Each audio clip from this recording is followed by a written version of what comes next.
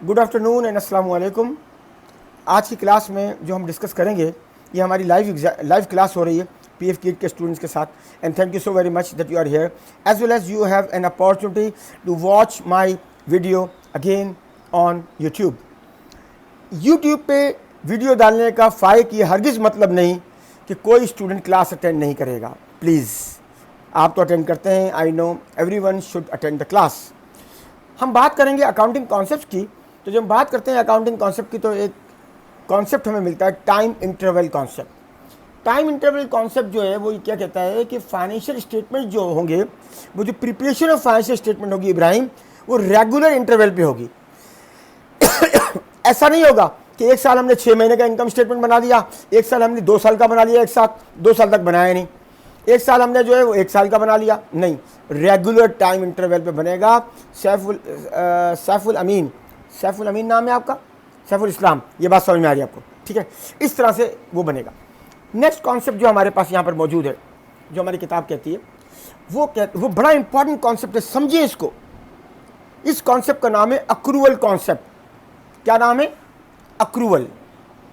Accrual concept की example, accrual concept को समझाने के लिए मैं आपको एग्जाम्पल देता हूँ। अब सुनिएगा, हमारी क्लास में से हम ले लेते हैं जनाब फाइक भाई को ले लेते हैं। फाइक को आइसक्रीम पसंद है और वो आइसक्रीम आती है 100 रुपये की। तो पहले दिन फाइक भाई वेंट टू आइसक्रीम शॉप और इन्होंने 100 रुपये दिए, आइसक्रीम वाले ने उसको एक आइसक्रीम दे दी। तो अगर कोई पूछे कि इनकी जेब से कितने पैसे आए, कितने पैसे गए, तो आप ज़रा अपने फिंगर्स से बताइएगा, फिंगर दिखाकर, कि अगर आपने 100 रुपये खर्च किए तो आपकी जेब से कितने पैसे गए? 100 रुपये। 100 रुपये गए, 100 रुपये गए, जेब से 100 रुपये चले गए। तो कोई अगर पूछे कि कैश फ्लो में आउटफ्लो ऑफ कैश कितना हुआ, तो जवाब आएगा नामिश 100 रुपये। लेकिन अगर कोई पूछे कि एक्सपेंस कितने का हुआ, तब भी आप कहेंगे 100 रुपये। क्यों? कि आइसक्रीम कितने की थी? 100 रुपये की थी। तो 100 रुपये की आइसक्रीम आ गई मेरे पास, फायद के पास। फायद ने बता दिया जनाब अली मुझे, मैंने कहा मैं भी खाऊंगा भाई। अब मैं पहुंच गया जल्दी जल्दी में, मुझे भी आइसक्रीम खानी थी और मैं जनाब अली पैसे ही नहीं ले गया, चैंपियन निकला मैं। लेकिन वो दुकान वाला मुझे जानता था, उसने कहा खैर है यार, सर मुनव्वर हैं, आपस की बात है। तो मैंने कहा जनाब मैं 5 आइसक्रीम चाहता हूँ। कितनी चाहता हूँ? 5। मैं 5 लोगों को खिलाऊंगा। शुरू के 5 लीडर को ले लेते हैं, अभी बाकी आप लोग भी आ जाएंगे। Arsalan is also doing very well. Arsalan के भी चांसेस जो हैं वो आ गए हैं जनाब टीम में आने के। तो जनाब हमने एक आइसक्रीम जो है वो जनाब रोशन भाई को खिला दी, मैंने जो ले ली। एक मैंने नामिश के लिए ले ली, एक मैंने जनाब सुंबल के लिए, एक अरीबा के लिए, और एक जनाब मैंने ले ली जनाब शाह मोहम्मद के लिए, और एक मेरे लिए। 5 हो गई। अब पैसे तो थे नहीं मेरे पास, तो मेरी जेब से कितने पैसे गए? 0। कैश आउटफ्लो कितना हुआ? 0। लेकिन मेरे एक्सपेंसेस हो जाएंगे 500 रुपये के। क्यों? कि मैंने 5 आइसक्रीम ले ली। अब एक और एग्जांपल, पकोड़े खाने का दिल चाह रहा है जनाब रोशन का। वेरी गुड, पकोड़े भी खाएंगे रमज़ान में, या किसी दिन खाएंगे पकोड़े। अब अगली बात, अब भाई क्या हुआ कि जनाब अली सलेमान, अब आपको खिलाते हैं। मैंने अली सलेमान को बता दिया, अली सलेमान तो सेठ आदमी है भाई, ये भी पहुंच गया आइसक्रीम की दुकान पे। अब ये जब पहुंचे आइसक्रीम की दुकान पे, तो इन्होंने कहा नहीं यार मैं बस आज अकेला ही खाऊंगा, और वो भी मैं 2 खाऊंगा। वेरी गुड भाई। इन्होंने जेब से 1000 रुपये का नोट ठक करके निकाल के दिया दुकान वाले को और कहा 2 आइसक्रीम दे दो भाई। दुकान वाले ने 2 आइसक्रीम दे दी और जनाब 1000 रुपये इनकी जेब से चले गए। अब दुकान वाले के पास चेंज मौजूद नहीं था, और ना तो चेंज मौजूद था अली भाई के पास। अब सवाल, कैश फ्लो में जो आउटफ्लो ऑफ कैश आएगा वो आएगा 1000 रुपये। यूट्यूब वाले बच्चे भी सुन लें, जितना कैश का आउटफ्लो होगा वो होगा 1000 रुपये। लेकिन खर्चा कितनी, आइसक्रीम कितनी आई, ज़रा फिंगर से बताइए कितनी आइसक्रीम आई इनके पास? 2। शाबाश। इसका मतलब ये हुआ कि एक्सपेंसेस 2 आइसक्रीम का यानी 200 रुपये रिकॉर्ड होगा। इसका मतलब ये हुआ कि expenses are not recorded on the basis of cash outflow, but expenses are recorded on the basis of services received. इसे कहते हैं accrual concept।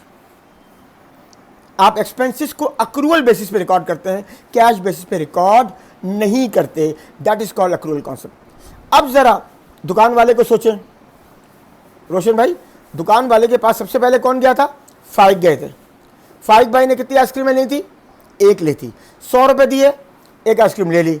दुकान वाले के पास कैश का इनफ्लो हो गया 100 रुपये, 100 रुपये इनफ्लो हो गया और उसकी इनकम हो गई 100 रुपये, क्योंकि सर्विसेज 100 रुपये की रेंडर की।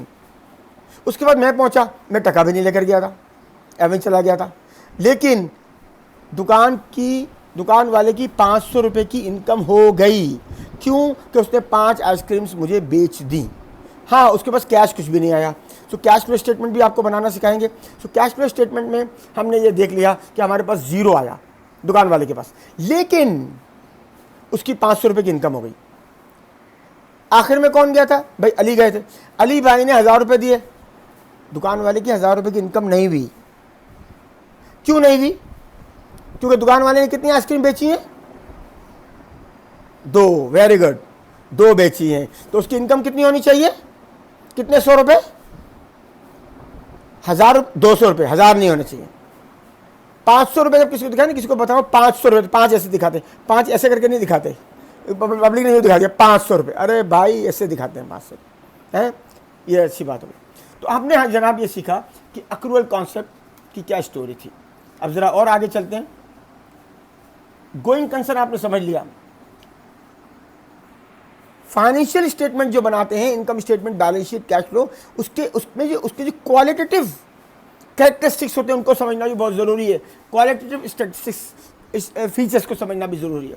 यानी कि वो रिलायबल इंफॉर्मेशन हो, रेलेवेंट इंफॉर्मेशन हो, अनबायस्ड इंफॉर्मेशन हो, ठीक है, अंडरस्टैंडेबल हो।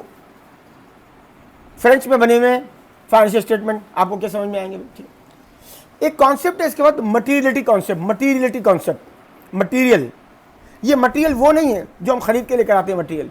इस मटीरियल का मतलब होता है इंपॉर्टेंट। बाद लोगों को आपने देखा हो छोटी छोटी बातों पे चिक चिक चिक चिक करते रहते हैं।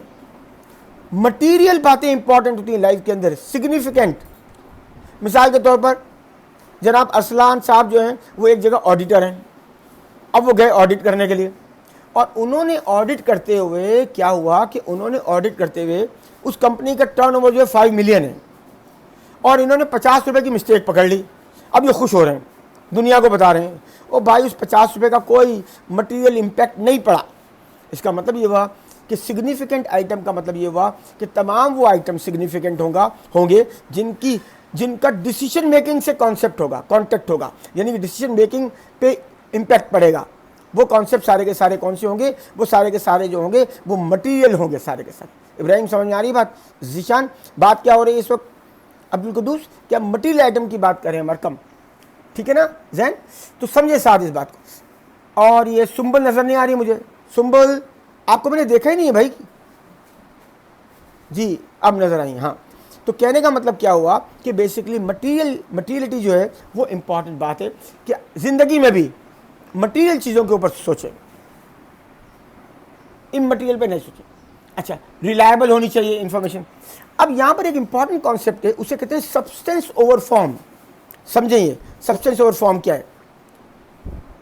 सब्सटेंस ओवर फॉर्म का मतलब हो गया अली कि अगर एग्जाम्पल से समझाता हूँ, आपने साथ एक कार खरीदी बैंक से लोन पर, घर के बाहर मर्सिडीज खड़ी हुई है, पब्लिक कह रही है क्या बात है भाई, अमीर हो गया बंदा, अमीर हो गया भाई, रातों रात अमीर हो गया वेरी गुड। अब पता ये चला कि वो गाड़ी जो है लोन पर है, तो उसकी जो कमर्शियल रियलिटी है, उसकी जो लीगल रियलिटी है वो ये है कि वो गाड़ी 7 बाई की नहीं है। लेकिन सब्सटेंस ओवर फॉर्म ये कहता है कि सब्सटेंस ऑफ द, वो जो कार है, substance of the fixed assets, उसको कंसीडर करो, forget about the legal reality of the car. इसका मतलब ये हुआ वो गाड़ी साथ को अपने फाइनेंशियल स्टेटमेंट में एज एन एसेट दिखानी होगी। सुंबल को समझ में आया? सब्सटेंस ओवर फॉर्म का क्या मतलब हुआ कि आप you do not consider the reality which is a legal reality, but you consider the commercial reality, या यू कंसीडर इब्राहिम कि हमारे पास वो गाड़ी तो हमारे घर के बाहर खड़ी है ना। सब्सटेंस ओवर फॉर्म, उसका जो सब्सटेंस है वो फॉर्म के ऊपर हो गया। अच्छा, इंफॉर्मेशन रिलायबल होनी चाहिए, रिलायबल नहीं है तो बेकार है, न्यूट्रल होनी चाहिए, अनबायस होनी चाहिए। प्रूडेंस मैंने आपको समझा दिया कि प्रूडेंस का मतलब होता है एक्सपेक्टेड लॉसेस को रिकॉर्ड करते हैं और एक्सपेक्टेड गेन को हम छोड़ देते हैं। कंप्लीट होनी चाहिए इंफॉर्मेशन, कंपेरेबिलिटी होनी चाहिए। गूगल पर जाके लिखे किसी दिन फाइनेंशियल स्टेटमेंट ऑफ बैंक मस्कत या हबीब बैंक, तो आप देखेंगे कि फाइनेंशियल स्टेटमेंट जो आपको नजर आएंगे वो 2 सालों में आएंगे, 2019-20, 18-19। कंपेयर कर रहे हैं आपको, जहन आपको कंपेयर करना है कि हाउ डू वी कंपेयर। इसके बाद एक और चीज़ है इसमें कि हम जब फाइनेंशियल स्टेटमेंट बनाते हैं तो हमें यह भी पता होना चाहिए कि जनाब इंटरनेशनल अकाउंटिंग स्टैंडर्ड्स अप्लाई हो रहे हैं, और आपको यह भी देखना चाहिए कि आप अपनी करेंसी में बनाएंगे, CU करेंसी यूनिट, किसी और करेंसी में नहीं बनाएंगे पाकिस्तानी कंपनीज। ये सारे अकाउंटिंग कॉन्सेप्ट जो हैं ये आपको याद करने हैं, समझने हैं। याद करने से मुराद है समझने हैं, रट्टा वाला एग्जाम नहीं होगा, समझने वाला है सारा का सारा एग्जाम, ठीक है। तो अब मैं आपको ऑनलाइन ही रखूँगा, इस वक्त बजे 2:20, ठीक है। मैं आपको 2:40 तक ऑनलाइन रखना चाहता हूँ, और मैं ये चाहता हूँ, मैं आपके साथ होऊंगा, मैं ये चाहता हूँ कि आप डेवलप करें KWL चार्ट। ये सेशन शुरू ख़त्म हो जाएगा, हम नया सेशन करेंगे। जो हमारे YouTube के जो देखने वाले लोग हैं वो समझें KWL चार्ट क्या है, गूगल में जाएं KWL चार्ट रखें। KWL चार्ट का मतलब होता है एक ऐसा इंस्ट्रूमेंट है, एजुकेशनल इंस्ट्रूमेंट, जो आपको ये बताएगा, मुझे ये बताएगा कि आपने वो टॉपिक पढ़ा या नहीं पढ़ा। उसमें 3 कॉलम है, what do I know, what do I want to know, what did I learn. तो आप लोगों ने ये अभी KWL चार्ट जो चैप्टर नंबर 10 आपके पास मौजूद है, आपके पास भी YouTube के लोगों के पास भी मौजूद है, PDF से आप ले सकते हैं, तो आप उसका KWL चार्ट बनाएंगे। आप लोग भी उसका KWL चार्ट बनाएं। सेकंड सेशन जो शुरू होगा इसके बाद जूम का, वो 5 मिनट में शुरू हो जाएगा। मैं 5 मिनट में शुरू कर देता हूँ और फिर आप लोग को एंटर करूँगा मैं, और आप अपना बैठ के मेरे सामने यहाँ कैमरा खुले रखेंगे और आप काम करेंगे। और YouTube के लोगों को जो बैठे हुए लोग देख रहे हैं, उन सब लोगों को अस्सलाम वालेकुम, थैंक यू वेरी मच।